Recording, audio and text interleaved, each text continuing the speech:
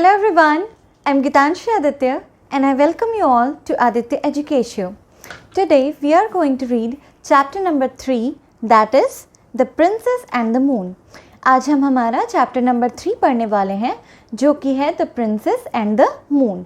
ये एक राजकुमारी और चांद की स्टोरी है. ठीक है, तो इस स्टोरी के पूरी तरीके से क्लियरली नहीं बताया गया है, बट मैं आपको एक ग्लिम्स आपको इसका देती हूँ. देखो, यहाँ पे एक ना प्रिंसेस की बात हो रही है जो कि बहुत ज़्यादा बीमार है. ठीक, वो जो प्रिंसेस है वो बहुत ज़्यादा बीमार है. अब उस प्रिंसेस को ना खुश करने के लिए, अच्छे से हैप्पी रखने के लिए एक कोर्ट जेस्टर को बुलाया गया. पहले के ज़माने में बहुत सारे कोर्ट जेस्टर हुआ करते थे. कोर्ट जेस्टर वो आदमी होता है जो कि ना किंग लोग, ठीक है, जो महाराजा होते थे, राजा महाराजा होते थे, वो लोग अपने कोर्ट में रखते थे, उन्हें बुलवाते थे ताकि वो फ़नी जोक्स बताए, ठीक है, और स्टोरी सुनाएं जिससे लोगों का मन बहल जाए. इसीलिए उन्हें कोर्ट में रखा जाता था. तो ऐसा ही एक कोर्ट जेस्टर था, ठीक है, और उसे उस राजकुमारी ने अपने घर पे बुलाया. ठीक, राजा ने उसे बुलाया. वो उसे खुश करने की कोशिश करता था, उससे बात करता था, उसे अच्छी अच्छी कहानियाँ सुनाता था. ठीक है, फाइनली एक दिन ना उस राजकुमारी ने कहा कि मुझे चांद चाहिए. ठीक, उसने कहा कि मुझे चांद ला के दो. तो देखो अब क्या होता है, कोर्ट जेस्टर उसे क्या बोलता है. I will climb the tree tonight when the moon gets caught in the top branches and bring it to you. तो कोर्ट जेस्टर ने उससे क्या कहा कि मैं आज रात पेड़ पे चढ़ूँगा. ठीक है, आज रात मैं पेड़ पे चढ़ूँगा और जब ना वो जो मून है, ठीक है, जो हमारा चांद है, वो ट्री की जो शाखाएं होती हैं उसमें फंस जाएगा, तो मैं उसे पकड़ के नीचे ले आऊँगा. ठीक है, वो छोटी सी बच्ची है, उसे नहीं पता है कि वो कितना ज़्यादा दूर है, इसीलिए ये पॉसिबल भी नहीं है कि आप चांद को लेके आ जाओ. लेकिन वो छोटी सी बच्ची है, तो उसे खुश करने के लिए उस कोर्ट जेस्टर ने ऐसा कहा कि आपको मून चाहिए, ठीक है, कोई बात नहीं, कल आज रात जब जो है वो मून आपका ब्रांचेस में, ट्री की ब्रांचेस में फंस जाएगा, तब मैं ट्री पे चढ़ूँगा और उसे उठा के ले आऊँगा. ऐसा उसने कहा. अब देखो, then he thought of something else. फिर उसको दिमाग में कुछ और आ गया. तो क्या आया? What is the moon made of, princess? he asked. उसने, उस कोर्ट जेस्टर ने प्रिंसेस से पूछा कि प्रिंसेस, ये जो मून है वो क्या से बना हुआ है, कौन सी चीज़ से मून बना हुआ है, ऐसा उस कोर्ट जेस्टर ने पूछा. Then, oh, she said, it is made of gold, of course, silly. उसने कहा, प्रिंसेस ने, कि अरे ये तो गोल्ड से बना होता है, तुम एकदम बुद्ध हो, तुम्हें कुछ नहीं पता. ऐसे बोलती है वो कि जो मून है हमारा वो क्या से बना होता है, वो बना होता है गोल्ड से. ऐसा प्रिंसेस ने कहा. फिर the court jester went to see the royal goldsmith and asked him to make a tiny round golden moon just a little smaller than the thumbnail of Princess Leonore. देखो, तो फिर क्या हुआ, कोर्ट जेस्टर ना तुरंत किसके पास गया, royal Goldsmith के पास. जो शाही गोल्डस्मिथ होते हैं ना, जो सोना बनाने वाले लोग होते हैं, उन्हें गोल्डस्मिथ कहा जाता है. तो जो शाही गोल्डस्मिथ था उसके पास वो कोर्ट जेस्टर गया और उसने क्या कहा कि मुझे एक छोटा सा मून चाहिए, गोल्डन मून चाहिए, और उसका साइज कितना होना चाहिए, प्रिंसेस लियोनोर के जो थंब नेल है, ठीक है, ये जो थंब होता है उसमें जो नेल होता है ना, उससे थोड़ा सा छोटा, ठीक, उतना बड़ा उसे गोल्डन मून चाहिए. आप गोल्ड कलर का एक सर्कल टाइप बनाओ जो कि प्रिंसेस लियोनोर के जो थंब है उसके नेल से थोड़ा सा छोटा हो. Then he asked him to hang it on a golden chain so that the princess could wear it round her neck. और उसने क्या कहा कि उसे बनाओ और उसे फिर एक गोल्ड चेन में लगा दो, ठीक है, ताकि प्रिंसेस लियोनोर जो है वो उसे अपने गले में पहन सके. ठीक है, अब उसे मून ला के दे देगा, बट वो उसे क्या करेगी, इसीलिए वो कहता है उसे कि एक गोल्ड चेन में उस मून को आप लगा देना ताकि प्रिंसेस लियोनोर जो है वो उसे अपने गले में पहन सके. Then what is this thing I have made. तो रॉयल गोल्डस्मिथ ने पूछा, बना तो दिया, फिर पूछा ये क्या चीज़ बनवा रहे हो आप मेरे से, आपने इतना अच्छा एक वो बनवाया है, छोटा सा एक सर्कल टाइप गोल्ड कलर का, लेकिन मैं क्या बना रहा हूँ, आप मेरे से क्या बनवाना चाह रहे हो. तो you have made the moon. Court jester ने कहा कि आपने मून बनाया है, ठीक है, आपने मून बनाया है यहाँ पे। तो but the moon, said the royal Goldsmith, is 5 lakh miles away and it is made of bronze and is round like a marble. लेकिन रॉयल गोल्डस्मिथ ने क्या कहा कि लेकिन मून तो ऐसा नहीं होता, मून तो 5 लाख माइल्स अवे है, ठीक है, माइल्स अवे, किलोमीटर, 1 किलोमीटर से भी ज़्यादा होता है 1 माइल, और ये बता रहे हैं कि 5 लाख माइल्स जो है वो अवे है, इतना दूर है वो मून, और वो ब्रॉन्ज का होता है, और वो ऐसे सर्कल भी नहीं होता, वो तो मार्बल जैसा गोल होता है। ऐसा रॉयल गोल्डस्मिथ ने कोर्ट जेस्टर को कहा। That's what you think, said the court jester as he went away with the moon. तो कोर्ट जेस्टर ने जाते जाते उस गोल्डस्मिथ को कहा कि ये तो तुम सोचते हो, लेकिन प्रिंसेस लियोनोर क्या सोचती थी कि वो तो गोल्ड से बना होता है ना, और आप उसे पकड़ के ला सकते हो। इसीलिए वो उसकी इच्छा पूरा करने के लिए वो ऐसा ही गोल्ड का एक छोटा सा चांद उसके लिए ले आया। अब the court jester took the moon to the princess. तो कोर्ट जेस्टर उस मून को प्रिंसेस के पास लेकर गया एंड शी वॉज ओवरजॉयड, और वो बहुत ज़्यादा खुश हो गई, ठीक है, प्रिंसेस लियोनोर उसे देखकर बहुत ज़्यादा खुश हो गई। The next day she was well again and could get up and go out into the garden to play. दूसरे ही दिन से वो एकदम ठीक हो गई, ठीक है, और यहाँ तक कि अब वो अपने बिस्तर से उठ के गार्डन में खेलने भी जाने लगी थी। पहले क्या था कि जब उसकी तबीयत ख़राब हुई थी ना, तो वो बिल्कुल भी बाहर नहीं जाती थी, अपने बिस्तर पे ही रहती थी, लेकिन अब वो इतनी खुश हो चुकी थी, तो वो खुशी से, ठीक है, जब कोई खुश होता है ना बहुत ज़्यादा, तो उसकी तबीयत वगैरह भी ठीक हो जाती है। तो वैसे ही लियोनोर की भी तबीयत ठीक हो गई, और अब वो गार्डन में भी जाने लग गई और वहाँ पे खेलने भी लग गई। But the king knew that the moon would shine in the sky again that night, and if the princess should see it, she would know that the moon she put on the chain was not the real moon. लेकिन अब देखो, वो खुश तो हो गई, लेकिन अब जो किंग था ना, जो राजा था, वो बहुत ज़्यादा परेशान हो गया। क्यों परेशान हो गया? क्योंकि उसे पता था कि आज जब दोबारा रात होगी तो ऊपर फिर से मून दिखेगा ना, वो रियल मून तो था नहीं, और प्रिंसेस लियोनोर को पता चल जाएगा कि वो रियल मून नहीं है, जो उसके गले में है, जो वो पहन रही है, वो रियल मून है नहीं, है ना, ये पता चल जाएगा, और इससे हो सकता है उसकी तबीयत दोबारा ख़राब हो जाए। इसलिए वो जो किंग था वो बहुत ज़्यादा परेशान हो रहा था। Then so he said to Lord Chamberlain, तो उसने फिर लॉर्ड चैम्बरलेन से कहा, we must keep the princess from seeing the moon tonight, think of something. फिर देखो, लॉर्ड चैम्बरलेन जो थे ना, वो बहुत ही वाइज मैन थे, ठीक है, बहुत ही होशियार आदमी थे।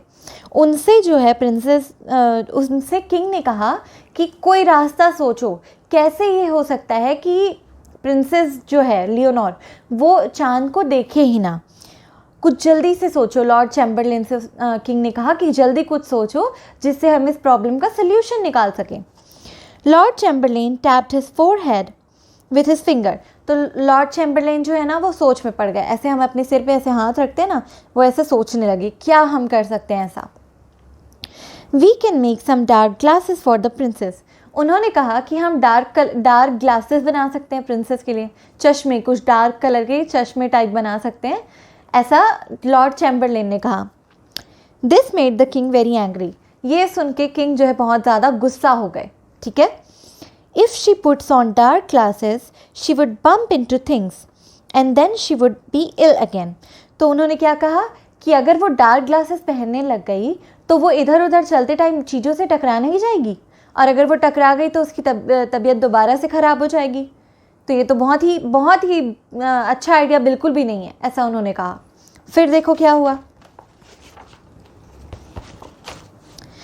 Can they not think of a way to hide the moon that will not make the princess ill, said the king. तो किंग ने क्या कहा कि आप कोई तरीका नहीं निकाल सकते जिससे कि ये जो मून है आप उसे छुपा दो और प्रिंसेस उसे देख ही ना पाए, ठीक है। ऐसा किंग सोचने लगा कि क्या कोई तरीका नहीं हो सकता जिससे हम मून को छुपा दें और प्रिंसेस उसे देख ही ना पाए। तो the court jester said, if your wise man can not hide the moon then it can not be hidden. तो द कोर्ट जेस्टर था वो दोबारा से बोलता है कि अगर आपके इतने होशियार आदमी कोई तरीका नहीं ढूंढ पा रहे हैं मून को छुपाने का, तो ये छुप नहीं सकता, ये आप मान लीजिए, ऐसा किंग को कहा।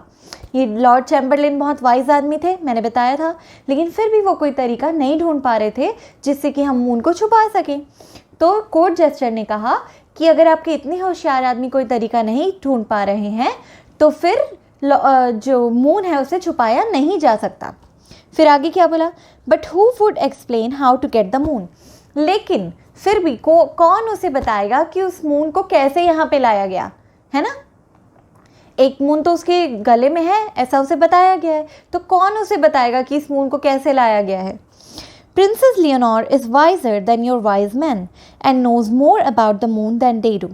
उसने कहा कि प्रिंसेस लियोनोर जो है आपके जो वाइज मैन है, आपके होशियार आदमी से भी ज़्यादा होशियार है, और वो जो है मून के बारे में इनसे बहुत ज़्यादा जानती है। उसे मून बहुत पसंद रहता है लियोनोर को, तो वो मून के बारे में बहुत ज़्यादा जानती है। ठीक है, तो अब उसे कौन समझाएगा कि उसके गले में जो मून है वो रियल नहीं है। जैसे ही वो देखेगी तो उसको समझ में आ जाएगा। ऐसा सोच सोच के ये लोग एकदम परेशान होते रहते हैं। फिर सो आई विल आस्क हर, तो उसने क्या कहा कोर्ट जेस्टर ने कि मैं ही उनसे पूछता हूँ। लियोनोर जो है ना, उससे मैं जाके पूछता हूँ, ऐसा कोर्ट जेस्टर ने कहा। And before the king could stop him, he slipped quietly out of the throne room and went up the wide marble staircase to Princess Leonor's bedroom. तो किंग उसे रोकना चाहता, अरे अरे मत बात करो, इस टाइप का बोलना चाहता था, लेकिन वो बोलता इससे पहले ही वो चला गया। कहाँ गया? वो जल्दी से जो जहाँ पे सिंहासन रखा होता है ना राजा का, उस रूम से बाहर निकला। स्टेयरकेस से, मार्बल के स्टेयरकेस थे, ठीक है, जो सीढ़ियाँ थी, उससे वो ऊपर गया और कहाँ पहुँच गया?